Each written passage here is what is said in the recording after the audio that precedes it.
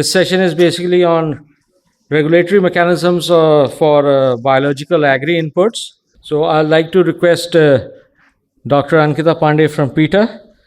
I believe you've got to introduce yourself because I'm lost now. Good morning, everyone.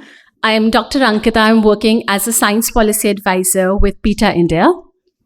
At the very outset, I would like to thank Mr. Saini and BASAI for inviting me to speak today. I think it's a great privilege for me to be sharing this platform with such inspiring women, especially on National Science Day. It's wonderful to see how they've, carved a niche for themselves in this male-dominated world, and they're, striving towards excellence. So, congratulations to everybody on that. So, for all of those who are not familiar with PETA India, we are basically an animal rights organization. Our primary area of interest is animal protection, but it's also to promote good science. And we've been working very closely with several government regulatory agencies, with companies and with scientists to promote non-animal methods of research and testing. Before I begin, I would like to quickly introduce you to the PETA Science Consortium International. It's basically an international group of around 25 scientists from all over the world. That is 9 PETA entities, including India. And we've been very closely collaborating with several scientific and regulatory organizations throughout the world to advance the uptake of non-animal approaches. So some of the ways how we're able to achieve this is through funding. We fund the development and validation of new non-animal approaches.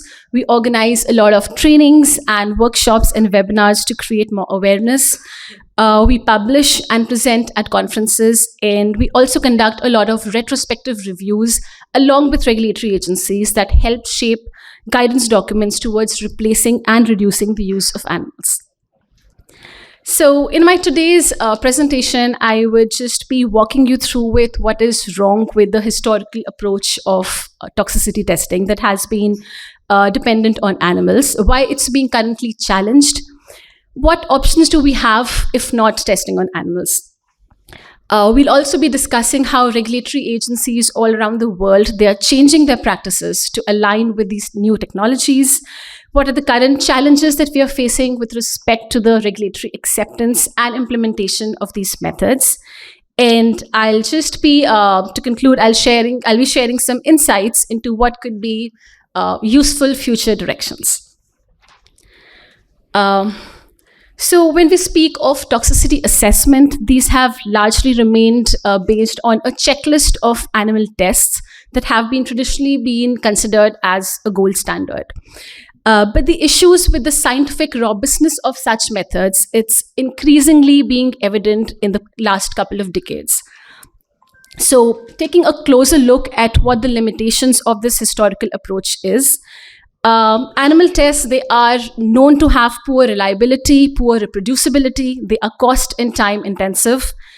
They also have questionable human relevance owing to the differences between humans and animals with respect to anatomy, physiology, metabolism, etc. Meaning that the data from these animal tests may not always be protective of human health. We know that science, technology, it's constantly modernizing, it's evolving, and animal tests do not represent the most up-to-date science. In fact, many of these methods date back to more than hundreds of years, and some of these were never even formally validated. What's also important is that as we speak, there are thousands of chemicals that still remain untested. So we really need to have systems which are faster, which are more efficient, so that we can keep up with the increasing number of assessments that we need to bring in new products into the market. What's also concerning is that these tests are quite animal intensive. For example, more than 10,000 animals are used to test just a single pesticide active ingredient. Fortunately, the need to have more faster, reliable, fit-for-purpose, human-relevant methods, it's kind of led to a paradigm shift towards the development and use of non-animal approaches, or as we call them, new approach methodologies, which are faster, they're cheaper, and they're more definitely fit for purpose. So taking a closer look, these are some of the examples of widely used non-animal approaches, which are internationally available, they are scientifically valid and recognized, and they're either being used as a standalone or they are being integrated together to make protective risk decisions. Due to paucity of time, I will not be delving into each of these, but if you are interested, you need more information, please feel free to connect with me after the presentation. So when we speak of in vitro ex vivo approaches, these are available for assessment of a lot of endpoints such as skin irritation, eye irritation, and corrosion. So the beauty of these systems are that these are actually based on human-derived 3D reconstructed tissue models that allow for better understanding of human mechanisms of toxicity, meaning that the data from these models will actually be more predictive of human health and more reliable. For skin sensitization, for example, we have another battery of assays ranging from cell-based assays to chemical activity-based assessments, which are arranged in an adverse outcome pathway where every assay represents a key step that is involved in the skin sensitization process. Similarly, for ecotoxicity, we have the rainbow trout gill cell line assay that is replacing direct testing on fishes for assessment of acute toxicity. Moving on to computational models, these are also becoming increasingly popular among regulators and industry for toxicity assessment. A very popular method is the OECD QSR toolbox. This is nothing but quantitative structure-activity relationships where toxicity is predicted using the chemical structure and the physiochemical properties. Another example would be the CATMOS tool that is also used for predicting acute oral toxicity. If we move on to waivers, these are a very important component of non-animal approaches. So sometimes not all studies or data requirements may be appropriate for all category of products. And certain toxicity requirements can be waived off if it's accompanied by a sound scientific rationale. So it's basically asking the right kind of questions before you begin testing. Is the assessment of this endpoint necessary? Is it relevant? Is it adding any new information to our risk assessment process? So some of these waivers are usually based on, say, the physiochemical, biological properties, bridging data, technical feasibility, use and exposure patterns, and so on. So US EPA, the Environmental Protection Agency, is one of the agencies that is widely using this approach to give out waivers and to do away with unnecessary testing.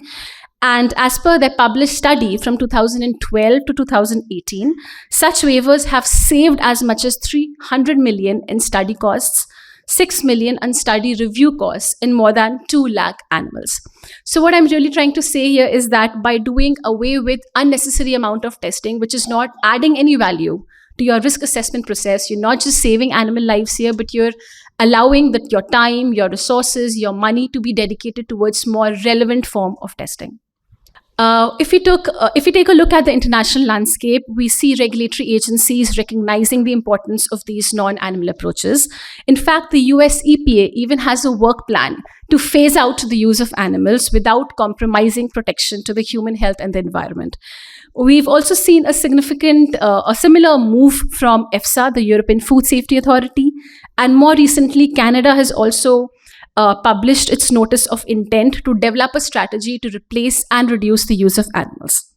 Even industry, they're voicing similar opinions. They're even coming up with new frameworks where they can do away with animal testing and generate the required data using non-animal approaches. If we speak about India, substantial progress is being made when we talk about acceptance of non-animal approaches, even for biologics.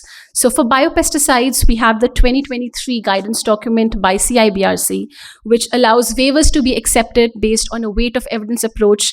They will also be accepting data from alternative methods which do not use animals, as long as they are recognized by OECD and other regulatory authorities.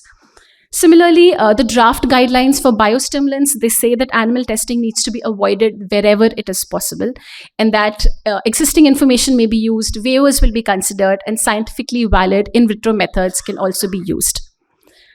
Similarly, for nano-based agri-inputs, the guidelines recommend that before considering any new animal testing, you need to take into account existing information, the chemical and structural properties, data from any in vitro studies before you proceed for animal testing. While I say there is a lot of progress being made, there is still an opportunity to further transform the current toxicity paradigm and maximize the scientific benefits of this new technology. So the idea is to move away from an animal-centric checkbox approach towards 21st century weight of evidence risk assessment that's based on use and exposure patterns, examination of existing data, applying any non-testing strategies such as QSRs, read across, and if more data needs to be generated, then non-animal testing approaches should be used. An animal test should solely be considered only as a last resort. While I understand it's easier said than done, and there are a lot of translational barriers that exist, whether we talk from a regulatory acceptance point of view or from implementation. So, of course, there is a lot of historical inertia. We sometimes see a lot of apprehensions, even from the regulators, with respect to acceptance of non-animal approaches. There's definitely a lack of awareness on the availability of these alternatives, and even if people are aware, they do not have enough confidence to use them, or they may not know how to apply data from these methods. We also see a lot of methods which are accepted in other countries but not yet accepted in India. There is also lack of clarity on the acceptance of specific non-animal methods, which may actually discourage the industry to submit data using these alternative methods. Again, not a lot of CROs are equipped with these new technologies, so accessibility, that poses a major challenge. Of course, we are working to create more awareness. We are presenting at conferences. We are having expert group sessions to discuss about these. We need more training, more education, strengthening of infrastructure capacity. For now, we just have guidelines accepting alternatives, but we really need the legislation to set a strong preference for using data on non-animal methods wherever they are available and applicable. There should be more international harmonization and regular engagement. There needs to be more scientific dialogue between the regulators and the industry. These could be either in the form of pre-submission consultations, where the industry gets to discuss and clarify their data needs before they can actually proceed with any form of testing. Just a moment to say thank you to BASAI, because they've been like a strong pillar of support, helping us promote this cause in India. Last year, we did a webinar series. We had experts from CIBRC, industry, and CRO. The link is here. If anybody's interested, please do have a look. Last year, we also did a session. We invited CIBRC, CROs, and industry to discuss how we can increase the rate of transition towards moving towards non-animal methods. Would just like to conclude by saying that replacing animal tests doesn't mean that we are halting scientific progress or putting humans or the environment at risk. Instead, implementing non-animal modern approaches will improve the quality as well as the humanity of a regulatory science. Thank you so much. Thank you, Ankita. Really impressive talk. You need to join us back. I believe we have a plaque for you. Yeah, we do. So, ladies and gentlemen, I forgot to introduce her properly. You just heard to Dr. Ankita Pandey. She happens to be the Science Policy Advisor to PETA India and the PETA Science Consortium International.